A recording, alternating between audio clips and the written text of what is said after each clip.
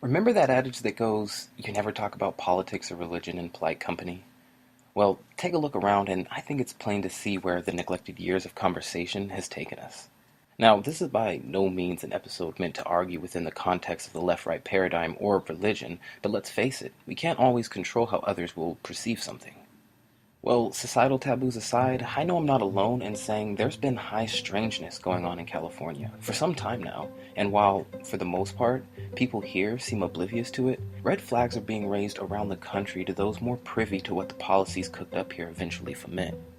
Hailed for its climate, home of Silicon Valley, and now the fifth largest economy in the world, what could possibly be awry in the Golden State? Well, settle in for the next couple of minutes while this California native tries to scratch the surface.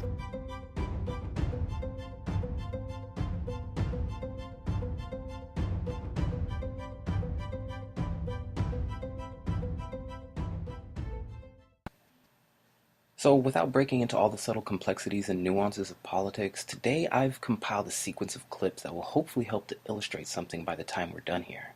But before we go there, just take this in because it speaks to that something. Almost looks like a scene from a third world country, right? But this is California, Anaheim to be specific, and not even far from Disneyland. Links is always below, but this footage received a lot of attention around the time it was published, and since its publication, other urban explorers have taken to the streets to shine lights on the impacts of our nation's misappropriated wealth. I know some are quick to say these people choose to live this way, and that may be true for some, but that's woefully incorrect in the greater scheme and is proven demonstrably false. Those are just the facts. Let's be logical here. The thousands of people forced to sleep on the streets and take refuge in the slums didn't choose it for the luxury. I know minimalism is trendy, but this isn't that. You know, it's just typical for policymakers and those who vote for the policies to enact legislation that contributes to problems like this, then blame those affected by it. True to form, when those policies or legislation become too burdensome for those who advocated for them, those same bad actors often pack up and leave the state. Now, if things ended there, it would be fine, right? Since for the most part our venom is contained within state lines, but things don't end there, no. Typically, when leaving here and taking up residence elsewhere, they begin to vote and advocate for the same things in other states that caused them to flee theirs in the first place. Suddenly, traffic and stoplights are showing up in rural areas, you're a criminal for owning a firearm, and a bigot for adhering to traditional values. I told you that so I can show you the following. Just some of the numbers that echo the reality of a Californian metamorphosis, and really highlights the response to this shift. Edelman had surveyed 500 people in the San Francisco Bay Area, 500 people in the LA area, and then 500 people throughout the rest of the state, which covers quite a lot of ground. The most interesting out of all of the questions asked was near the end of the survey. Do you agree or disagree with the following statement? I am considering moving away from California because of the high cost of living. Out of the 1,500 surveyed, 49% of all of them said that they somewhat or strongly agreed with that statement. 58% of millennials and 65% of parents surveyed. Interestingly enough, presumably, the same people who advocate for big government to come in and solve all of the issues are now laying their faith and dependence on business to lead the way. People who were surveyed, mostly in San Francisco and LA, liberal hotspots, have even less trust in their government than they do the media, the same media that spout their own talking points right back at them. They don't even believe their own propaganda. Of the people surveyed, 68% do not have confidence that current leaders can successfully address our country's challenges. They trust business the most at 45%, NGOs at 42%, the media at 38%, and government at 29%. Trust in media is partisan at the moment, as one might have imagined, with 26% of Republicans trusting the media and 53% of Democrats trusting the media. Those surveyed were still concerned about their privacy, as well as the societal effects that come from the growing dependence on tech. More than half were concerned that the tech industry has failed to protect them from data security threats. 49% were concerned that people are too focused on their technology and gadgets rather than real life. Understanding that this is only a representative and that clearly all Californians don't feel this way is a given, but it doesn't change the fact that the majority of Californians surveyed are for some reason poised to leave. Well, some may say good riddance, right? But simply washing your hands of Californian defectors doesn't dissolve the issues we face. If you're paying attention, it's difficult not to see how the state is ebbing on rights, encroaching on freedoms, and fundamentally failing to restrain the exorbitant cost of living. Apparently, this exodus scenario has become so pronounced that people from other states basically beg Californians, almost exclusively leftists, not to leave. They don't want their states to turn into us. Let's just briefly hear what one man has to say. Hello everyone, welcome to your channel, our channel, my channel here, The Walking Journey. I don't know guys, I just wanted to show you guys that the freedom that I enjoy here. See, I'm clearing out my land. Now I'm passing it with the mower. See, I'm mowing everything down so it's ready to go. It wasn't like that if you guys remember watching the past videos. So something that I've been really thinking about is, and watching videos here on YouTube and social media, including the internet, something that's really trending, even on local news. I'm starting to notice that it's trending. People are just leaving California by the droves, by the masses. Everybody has their excuses for leaving. I left myself, but that's not my home state. And after living there more than 10 years, me personally, I had enough. But something that I'm really concerned, like me, I enjoy being able to light this fire. I enjoy to be able to shoot my gun out here in the back. And something that really concerns me, and it concerns a lot of people, is please don't leave California. Stay there. You belong there. You created your hell. So stay there on your hell on earth. Don't come here and insult us, trying to tell us how to live, trying to change our lifestyles, trying to change our political point of views. I've heard rumors of like, you'll get a California neighbors that they'll call the cops on you for shooting your handgun or your gun out in the backyard, which is something quite normal out here, to be able to shoot your gun, to be honest with you. We enjoy being able to, our freedoms. It might not be perfect, like riding our motorcycles without a helmet, texting while driving. It's not right, but we enjoy those freedoms. The consequences of getting in trouble for our own actions. We don't want the government coming after us. Again, we enjoy those freedoms. Something you don't know. If you're a Californian, your state is the subject of much confrontational debate. So let's continue to try and get a better picture of why. Well, it's looking like the California exodus continues. I read a very interesting article the other day. It was talking about how the number of people fleeing the Bay Area has hit an all-time high. And that this is the first time in a very, very long time that more people are leaving the Bay Area than moving to the Bay Area. In fact, California right now has become the #1 state in the nation for out-migration. People can't leave California quick enough.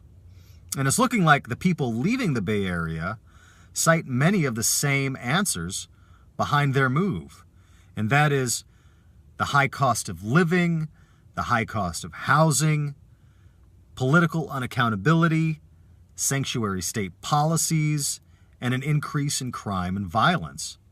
And all of these are just hallmarks of a WROL type of situation, which is what we're seeing out here in California. We are without a rule of law. Justice is now arbitrary. And so these people are getting out. They're selling their overpriced homes and they're looking for greener pastures. And those greener pastures are Oregon, Arizona, Texas, Nevada, Tennessee, and Idaho. And it's going to be very interesting to see the dynamics of what happens when these people are moving into these areas. Crime, housing costs, rent, the general cost of living, these are some of the cookie-cutter matters that slice to the core of the subject, aren't they? But let's go ahead and take a quick look at the article he was referencing, since it speaks to our discussion. The number of people packing up and moving out of the Bay Area just hit its highest level in more than a decade. Carol Dabick spent 40 years living in San Jose, and now she's part of the mass exodus that's showing no signs of slowing down. The retired engineer's packing up and calling it quits, about to move to the state of Tennessee. I loved it here when I first got here. I really loved it here, but it's just not the same, Dabick said. Of course, people come and go from the Bay Area all the time, but for the first time in a long time, more people are leaving the Bay Area than are coming in. And the number one place in the country for outmigration is now right here. It's a short article and primarily focuses again on the Bay Area, but it reiterates the sentiment of this outmigration of the West Coast Golden State. Now, remember, just a few moments ago I kind of ragged on the hypocrisy of voters and policymakers that later run away from, either figuratively or literally, the consequences of their legislation. Well, this next article may give potential insight into the policies that could cause some concern. The San Francisco Department of Health has unanimously endorsed a task force recommendation to open what could become the nation's first legal safe injection sites aimed at curbing the opioid epidemic. The facilities provide a safe space where people can consume previously obtained drugs such as heroin and fentanyl under the supervision of staff trained to respond in the event of an overdose or other medical emergency. They also provide counseling and referrals to other social and health services. Although the often controversial facilities are not an ideal solution, they are a necessity in the light of the skyrocketing numbers of deaths caused by opioid overdose in the United States, according to San Francisco Mayor Mark Farrell. I understand the misgivings around it and some of the rhetoric from people who don't support it, Farrell said last week, but we absolutely need to give it a try. Safe injection sites, San Francisco. This is coming from the same city that started using robots to shoo homeless people away. Take a look. One such bot cop recently took over the outside of the San Francisco SPCA, an animal advocacy and pet adoption clinic in the city's Mission District, and it was all to deter homeless people from hanging out there. Now, the SPCA was arguing that, look, the homeless people were threatening some of our employees, the vandalism was out of hand, and so we decided to use this robot that apparently deters some of the crime. The Nightscope bots are equipped with 4 cameras able to read more than 300 license plates per minute. They can move about and keep tabs on an area, noting anyone on a list of those who shouldn't be there. Think of it like a marked patrol car on the side of the street. These are not there to intervene with anything being done. They're there actually to provide a commanding presence, to actually have something there similar to the patrol car on the side of the street. Everybody sees that and they immediately say, okay, I need to behave.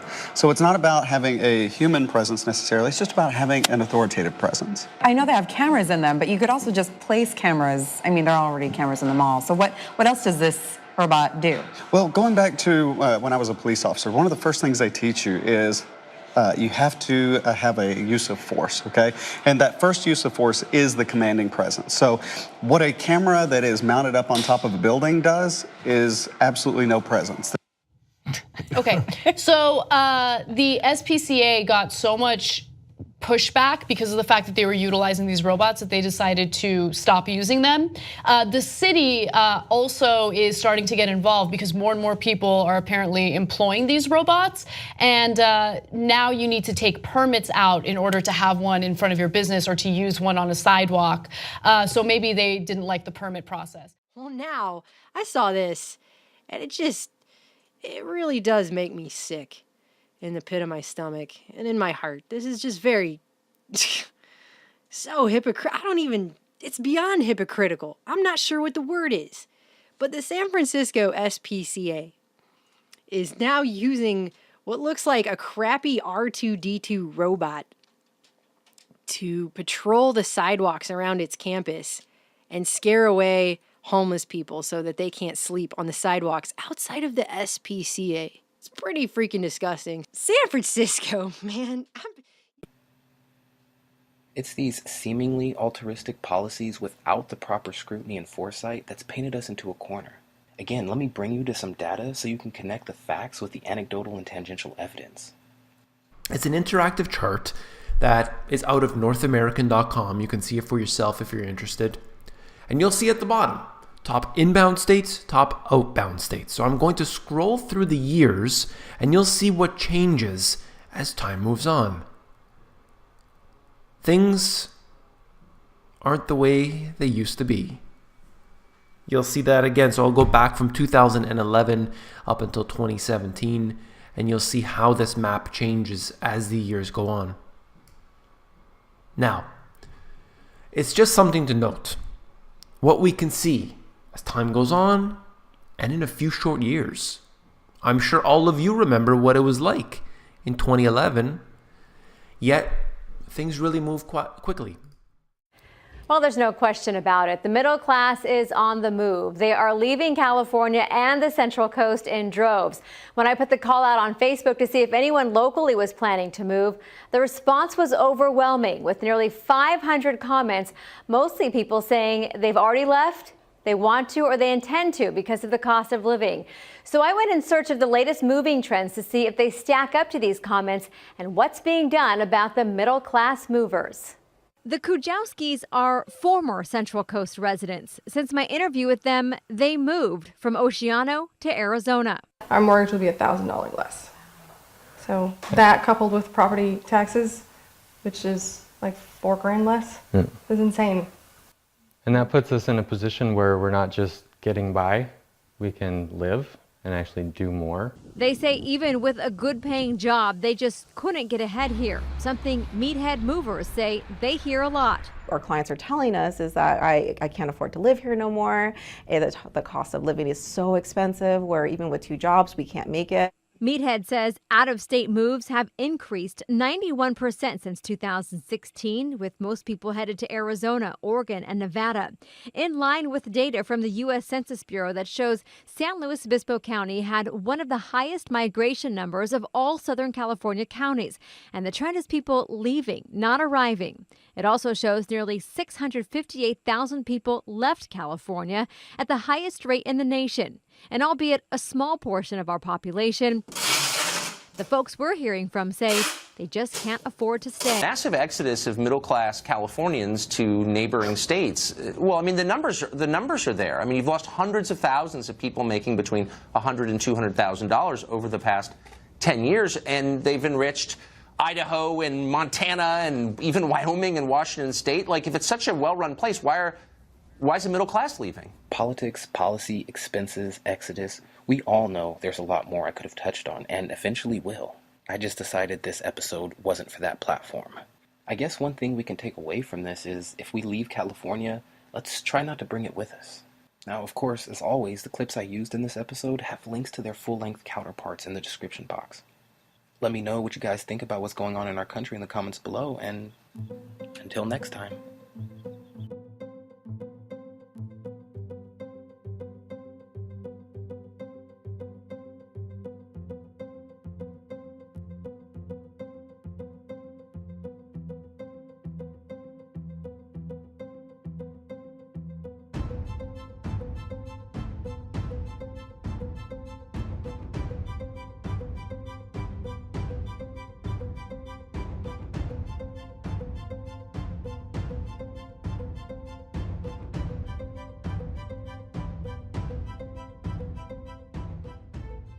Like, if it's such a well-run place, why is the middle class leaving?